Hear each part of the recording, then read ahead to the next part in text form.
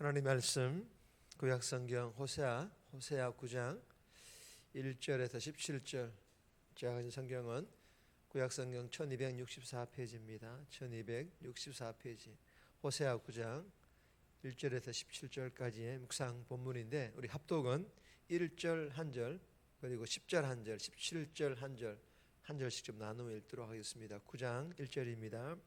이스라엘아 너는 이방 사람처럼 기뻐 뛰놀지 말라.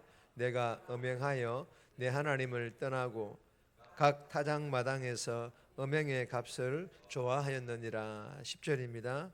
옛적에 내가 이스라엘을 만나기를 광야에서 포도를 만남같이 하였으며 너희 조상들을 보기를 무화과 나무에서 처음 맺힌 첫 열매를 봄같이 하였거늘 그들이 바알보올에 가서 부끄러운 우상에게 몸을 들임으로 저희가 사랑하는 우상같이 가정하여 줬도다. 17절입니다. 그들이 듣지 아니하므로 내 하나님이 그들을 버리시니니 그들이 여러 나라 가운데 떠도는 자가 되니라.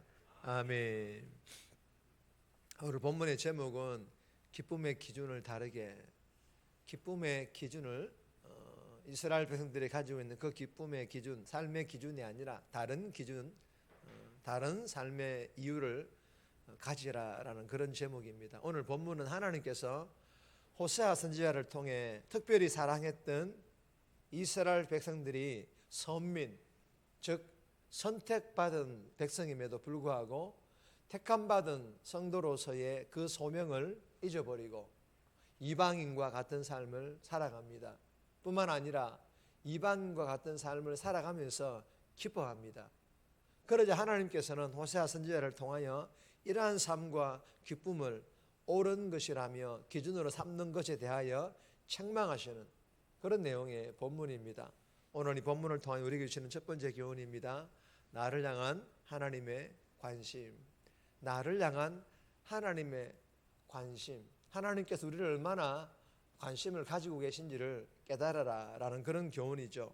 10절에서 17절까지의 말씀인데 10절 말씀 보시면 옛적에 내가 이스라엘을 만나기를 광야에서 포도를 만남같이 하였으며 너희 조상들을 보기를 무화과 나무에서 처음 맺힌 첫 열매를 봄같이 하였거늘 그들이 바알보올에 가서 부끄러운 우상에게 몸을 들임으로 저희가 사랑하는 우상같이 가정하여 줬도다.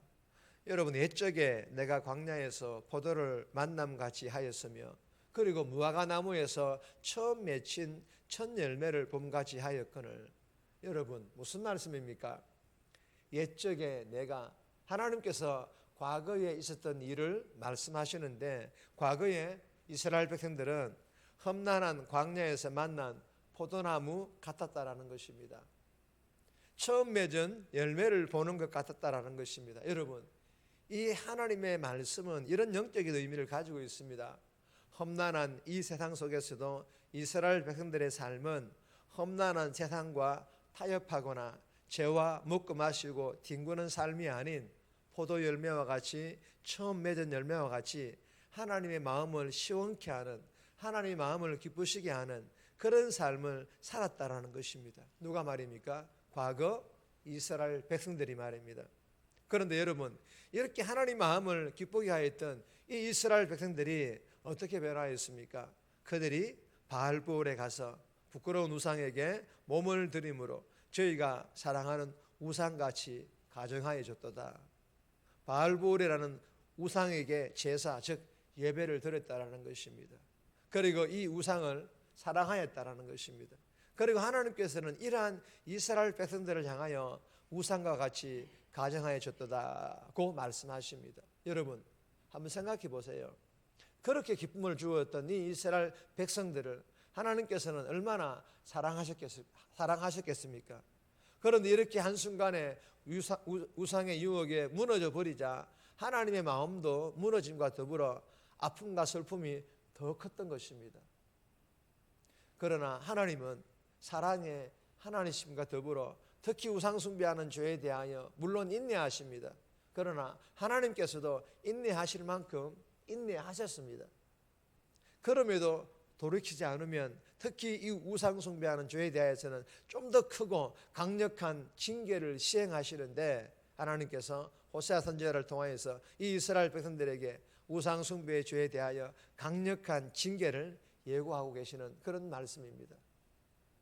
여러분 오죽하셨으면 이 하나님의 징계에 대하여 호세아 선지자가 17절에서 이렇게 말합니까?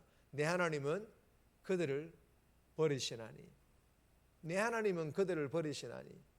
사랑하는 여러분, 이 본문을 통하여 주시는 교훈이 무엇입니까? 하나님을 향한 성도의 믿음은 과거나 지금이나 앞으로나 미래로나 또한 그 어떤 때라도 후퇴하거나 머물지 않아야 된다. 성도의 믿음은 말입니다. 그리고 성숙해야 한다는 것을 우리에게 교훈합니다. 그리고 이렇게 믿음이 성숙하기 위해서는 우상 숭배의 죄는 더더욱 짓지 않아야 한다는 것입니다. 그러나 본문을 통하여 하나님께서 진실로 하고 싶어 하시는 교훈은 이러한 교훈입니다. 다 같이 한번 읽겠습니다. 성도를 향한 하나님의 관심. 성도를 향한 하나님의 관심입니다. 나를 향한 하나님의 관심이라는 것입니다. 그렇기 때문에 세상에 짓는 그 어떤 큰 죄보다 성도들이 내가 짓는 작은 죄에 더 많이 더 깊이 하나님께서 마음 아파하신다라는 것입니다. 그래서 좀 더 강한 징계를 주어서라도 어떻게든 회복해 하여 주시려고 하시는 성도를 향한 나를 향한 하나님의 관심이라는 것입니다. 주신 교훈을 마음판에 잘 새겨서 나의 믿음이 날마다 성숙해져 가기를 바랍니다. 날마다 하나님보다 더 의지하는 우상 숭배에 죄 짓지 않기를 위하여 영적 몸부림치시기를 주님의 이름으로 소망합니다. 오늘 하루도 나를 바라보시는 하나님, 내가 짓는 죄로 나보다 더 마음 아파하시는 나를 향한 하나님의 관심에 감사하며 나 또한 날마다 말씀을 읽고 듣고 깊이 있게 묵상함으로 하나님을 더 많이 알아가고 더 많이 사랑함으로 더 많이 하나님께 관심 가지며 살아가는 그런 복된 저와 여러분의 삶이 되시기를 주님의 이름으로 축복합니다. 두 번째 주시는 교훈입니다. 하나님 말씀이 삶의 이유. 하나님 말씀이 삶의 이유여야 한다라는 그런 교훈입니다. 1절 말씀 보시면 이스라엘아 너는 이방 사람처럼 기뻐 뛰놀지 말라. 내가 음행하여 내 하나님을 떠나고 각 타작마당에서 음행의 값을 좋아하였느니라. 여러분 무슨 말씀입니까? 이 이스라엘 백성들이 우상에 빠져 우상에게 제사, 예배드리는 행위뿐만 아니라 그들의 사고 방식까지 이방 나라의 방식으로 물들어 이것이 이들의 삶의 기준과 기쁨의 기준이 되어 버리고 말았다는 것입니다. 즉 우상 앞에서 행하는 음란한 행위가 기쁨의 이유였고 타작마당에서 우상에게 풍요를 기원하는 제사가 기쁨의 근거가 되어버리고 말았다는 것입니다. 그러자 하나님께서 호세아 선지자를 통해서 이방 사람처럼 기뻐 뛰놀지 말라. 우상 숭배를 멈추고 기쁨의 근거를 하나님께로 돌이킬 것을 명령하시고 계시는 그런 교훈입니다. 사랑하는 여러분, 이 두 번째 교훈도 첫 번째 교훈과 연결된 교훈입니다. 하나님 백성 즉 성도는요, 요엘 2장 23절 말씀처럼 다 같이 읽겠습니다. 여호와로 말미암아 기뻐하며 즐거워할지어다. 할렐루야. 여호와로 말미암아 기뻐하며 즐거워할지어다. 삶의 이유 즉 기준은, 기쁨의 이유 즉 기준은 하나님이어야 하고 하나님의 말씀이어야 한다라는 것입니다.